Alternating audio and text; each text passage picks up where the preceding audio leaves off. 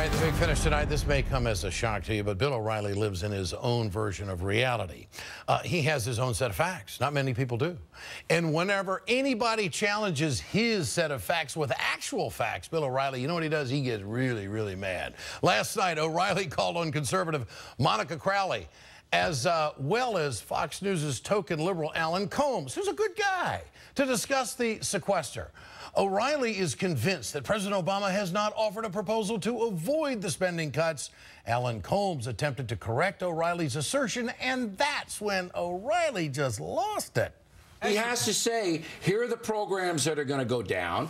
Here's how we're going to reform Medicare and Social Security. And the man refuses to do it. Yes, it is. He has said he's willing to cut these programs. Hold it, because now I'm getting teed off of you. Give me one damn program he said he cut. He has cut entitlements. He has cut entitlements. One program. What do you want to yell at? Because you're lying. I'm not lying. You are lying. Don't call me a liar. Don't you sit there and call me a liar. You're lying. I'm not lying. Hey, here's the proof. You don't like the president. You don't like what he's doing. But don't sit there and call me a liar. I am. Give me one program. Look, we can have a disagreement without you calling me a liar. That's not necessary. You're lying. That's not necessary. You are lying. I'm not lying. We have a disagreement. There's a difference between having a disagreement and calling me a liar. That's a personal attack. This is why I'm calling you a liar. Give me one program he said he cut. He would cut Medicare and Medicaid. That's he would actually not cut a specific program. Okay, folks, for the record, Medicare and Medicaid are specific programs, but let's not allow facts to get in the way here. In a situation like this, Bill O'Reilly calls in a body language expert to analyze what just happened. With us now, body language maven, Tonya Reiman. Now, everybody is saying, what was with the whoa? You know, what is that? Yeah, a lot of times people will stammer like that when they're trying to collect their thoughts. Now, when we last left Nancy Pelosi, you were saying that her hand gestures don't match what she's saying. Yeah. Is the same thing here? Yeah, I constantly see that. And one of the interesting things I saw tonight was as she's pointing, it's like her fingers are stuttering. As this interview progresses, you can see that there's... So he's doing double barrels, which of course we know that that just emphasizes the point and shows you how upset he is about it. When you look at two people who are friends, you don't see contempt in the eyes of one. So you're entirely convinced that they do not care for one another, yes. Okay. And joining us tonight here on The Ed Show, body language analyst Tonya Reiman, author of The Power of Body Language. Great to have you with us tonight. Thanks for having me. Thanks so much. All right, let's break it down. The meltdown, what'd you see there?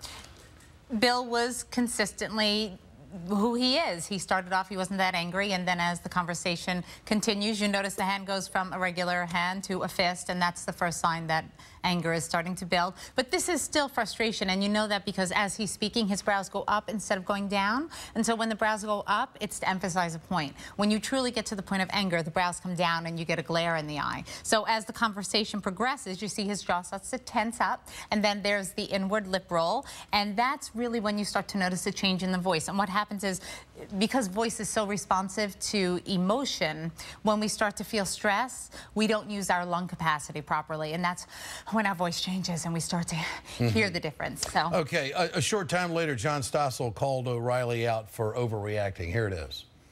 You were out of line. I wasn't out of line. I was maybe out of line with my tone, but not with the facts of the matter. Was he showing any remorse there at all? No, because I think that he is who he is. He was angry at that moment, and he demonstrated that anger. Was he acting? Was he acting? When he was angry with Colmes? No.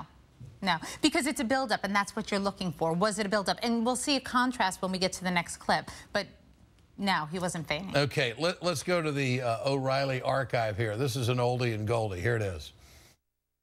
I don't know what that means, to play us out. What does that mean? To end the show? Yeah. All right, go. In 5, 4, 3. That's tomorrow, and that is it. Up again. 5, 4, 3. That's tomorrow, and that is it for us today. And we will leave you with a... I can't do it. Okay. We'll do it live. Okay. We'll do it live. Do it live. I'll write it, and we'll do it live. What can you tell after watching that clip? Okay, so you see the difference, and this is what I was talking about between frustration and anger. So when you start off, he's consistent because, again, he starts off, he's a little bit frustrated, the brows go up, but as it progresses, what happens, the brows come down, and now you see that he's becoming angry. In addition to that, you see that quick breath in, and that's that we need to oxygenate the brain in order to prepare for, you know, the fight or flight kicks in, and we're ready for any kind of potential danger. Does he have anger issues? Oh, I can't tell you that. I'm not a psychologist. Okay. What's with the finger pointing? This is one of his keystone signals. He's an aggressive individual, and he points to people to indicate that. He tells them, this is, especially, you're in my house, so this is where I live, and you can't come in here and tell me what to do. And that's one of his trademark signals. He'll never change that. All right, O'Reilly often resorts to finger pointing, as we talked about, but what does it tell you about how he handles conflict?